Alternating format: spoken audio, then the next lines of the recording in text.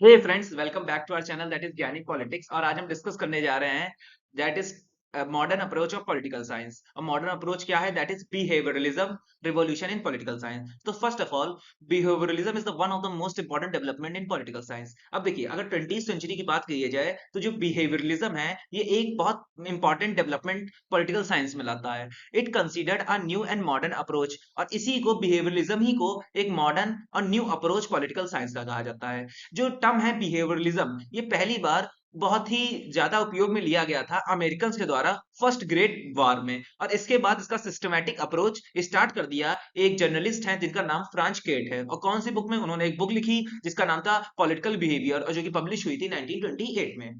Then however can confine the use of the term only newspaper. अब देखिए, जो हमारे अमेरिकन जर्नलिस्ट थे फ्रेंच केंट, उन्होंने कन्फर्म किया कि इस वर्ड का यूज केवल न्यूज़पेपर में होना चाहिए।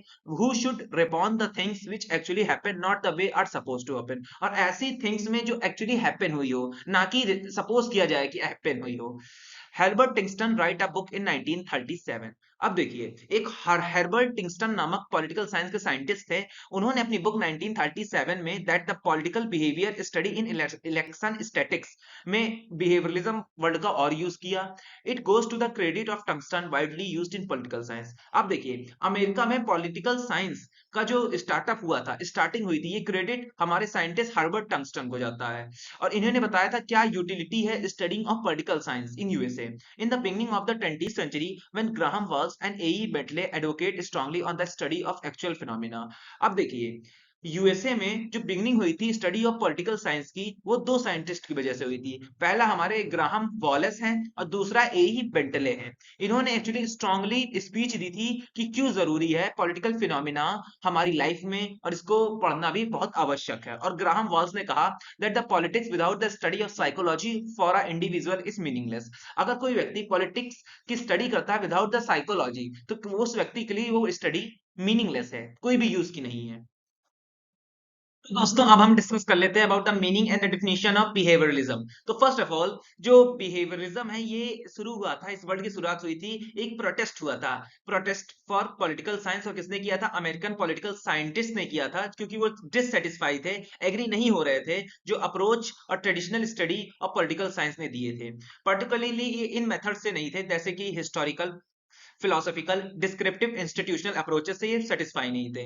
American political scientist believe that these approaches totally neglected the political phenomena. अब जो ये अमेरिकन साइंटिस्ट थे, ये ऐसा मानते थे कि जो ये स्टडी है ट्रेडिशनल अप्रोचेस की, ये निग्लेक्ट कर रही है पूरी तरह से पॉलिटिकल फिनोमिनास को। The American scientist in their view of their abstract study of political institution, अब वो ऐसा मानते हैं कि जो ट्रेडिशनल मेथड्स हैं ये केवल प्रॉपर एजुकेशन दे रहे हैं institution of state and government के, जो कि पर्याप्त नहीं है। दे held the opinion that additional methods could be develop, और इनका ये कहना था कि एडिशनल मेथड डेवलप होने चाहिए फॉर बेटर एजुकेशन और for understanding better the political phenomena. इसी के साथ इन्होंने एडवोकेसी दी, मतलब बिहेवियरलिज्म मेथड की। इन सिंपल वर्ड, जो बिहेवियरलिज्म है इसके तीन ऑब्जेक्टिव हैं। First of all, scientific study, value free study and political phenomena is considered by the environment. और ये जो तीनों ऑब्जेक्टिव हैं ये डिपेंड करते हैं इन्वायरमेंट के और ऐसे इंडिविजुअल के जो इन्वॉल्व हैं इस फिनोमिना में। तो दोस्तों, अब हम डिस्कस कर लेते हैं how behaviouralism is different from the behaviourism. तो first of all, in however very necessary to distinguish between behaviourism from behaviourism. तो ये बहुत जरूरी है कि हम लोग डिस्कस कर लें कि कैसे बिहेवियरिज्म अलग होता है बिहेवियरिज्म में। अब देखिए, जो बिहेवियरिज्म है ये, इसका जो अप्रोच और मेथड्स है बहुत नैरो है, और ये रिफर्स करता है response of an organism around an stimulus. अगर कोई ऑर्गेनिज्म को स्टिमुलस करता है तो उसके अगेंस्ट क्या वो एक्शन लेगा, ये इस पे डिपेंड करता है। It does not consider the part play by the feelings, ideas, fascinations. अब देखिए, जो बिहेवियरिज्म है इसमें ऐसे पार्ट नहीं आते हैं जो डील करते हैं फीलिंग्स के साथ, फैसिनेशन मतलब अपनी चाहतों के साथ, आइडियाज के साथ, prejudices, and determine the response of that individual. और जिस इन सब मोशंस पे जिसके इंडिविजुअल के एक्शन डिपेंड करते हैं, इन पे बिहेवियरलिज्म डील नहीं करता है। और अब बात करते हैं बिहेवियरलिज्म की। On other hand does take the consideration role of feelings, ideas, fascination. अब बिहेवियरलिज्म है वो वो भी वो कंसिडरेशन में लेता है फीलिंग्स को, आइडियाज को, इच्छाओं को, फैसिनेशन को, प्रीजुडाइसेस।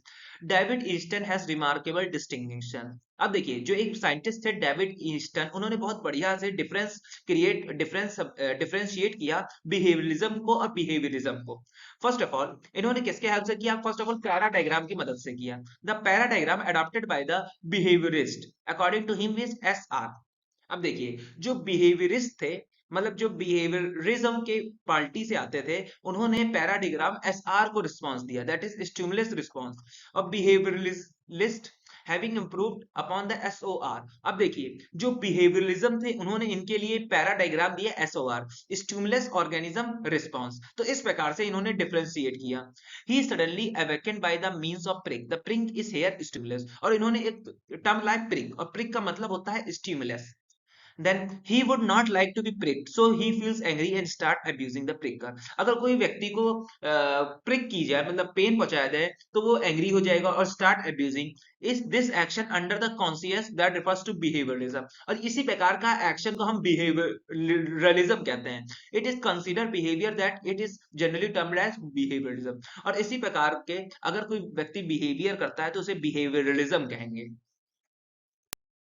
तो दोस्तों अब हम डिस्कस करने जा रहे हैं what are the characteristics of behaviouralism. तो फर्स्ट ऑफ ऑल आता है मूवमेंट ऑफ प्रोटेस्ट। तो फर्स्ट ऑफ ऑल हम लोग बता चुके हैं इसका जो ऑरिजिन हुआ है कि एक प्रकार का प्रोटेस्ट मतलब आंदोलन शुरू किया था अमेरिकन साइंटिस्टों ने against the traditional approaches of political science. क्यों? क्योंकि जो ट्रेडिशनल अप्रोचेस थे वो बेसिकली डील करते थे स्टेट और गवर्नमेंट की आइडियाज पे, और वो मानते थे जो हमारे अमेरिकन साइंटिस्ट थे कि ये इनएडुकेट नहीं है, और ये इन जो ट्रेडिशनल अप्रोच हैं ये निग्लेक्ट कर देते हैं पॉलिटिकल फिनोमिना को। एज अ रिजल्ट ही neglected the study of social and political problems human society today. और इसी प्रकार ये आज के टर्म्स में अगर देखा जाए तो जो ट्रेडिशनल अप्रोच है इसी तरह से ह्यूमंस की सोशल और जो पॉलिटिकल प्रॉब्लम्स हैं सोसाइटी की उसको निग्लेक्ट कर रहे थे। अब सेकंड है focus of behaviour. Behaviourism is a short protest movement against the traditional approaches in political science. और उसी प्रकार से जो बिहेवियरिज्म है एक प्रकार का शॉर्ट प्रोटेस्ट मूवमेंट है किसके अगेंस्ट? Traditional approaches. किसके द्वारा किया गया? किया गया American political scientist. Has individual as a centre of attention. और ये बेसिकली इसका फोकस ये था कि इंडिविजुअल का अटेंशन रहे regarding the study of political phenomenas पे।